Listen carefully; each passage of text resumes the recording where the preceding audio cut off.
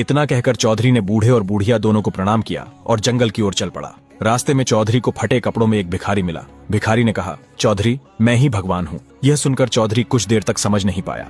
फटे कपड़ों में खड़ा वह व्यक्ति उसे साधारण भिखारी ही लग रहा था। चौधरी सोच में पड़ गया। तभी भिखारी ने फिर कहा, हे चौधरी, मैं ही भगवान हूँ। तब चौधरी बोला, तुम भगवान हो ही नहीं सकते, क्योंकि मेरे भगवान ऐसे दिखते ही नहीं। तब भिखारी ने चौधरी से कहा, तुम्हारे भगवान की क्या निशानी है? वे कैसे दिखते हैं? क्या तुम मुझे बता सकते हो? इस पर चौधरी ने कहा, हाँ जरूर, क्यों नहीं। चौधरी ने कहा, मेरे भगवान पीताम्बरी वेशभूषा में होंगे। उनके सिर पर मुकुट होगा, हाथों में चक्र, गदा और शंख होंगे। उनके शरीर से तेजस्वी किरणें निकलती होंगी और मस्तक के ऊपर सूर्य के समान दिव्य तेज झलकता होगा। वही मेरे भगवान है। तब भिखारी ने कहा, अच्छा, तो तुम्हारे भगवान ऐसे होते हैं? इतना कहकर चौधरी आगे की ओर बढ़ गया। जैसे ही उसने 10-15 कदम चलकर पीछे मुड़कर देखा तो वह भिखारी गायब था। चारों ओर दूर दूर तक उसे कोई दिखाई नहीं दिया।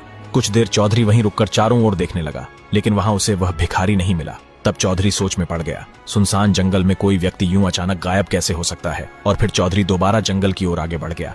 तभी चौधरी ने देखा कि उसके सामने स्वयं भगवान खड़े थे। उनके शरीर से तेजस्वी प्रकाश निकल रहा था। सिर पर मुकुट था, हाथों में चक्र, गदा और शंख सुशोभित थे और वे पीतांबरधारी दिव्य वेशभूषा में उसके सामने खड़े थे।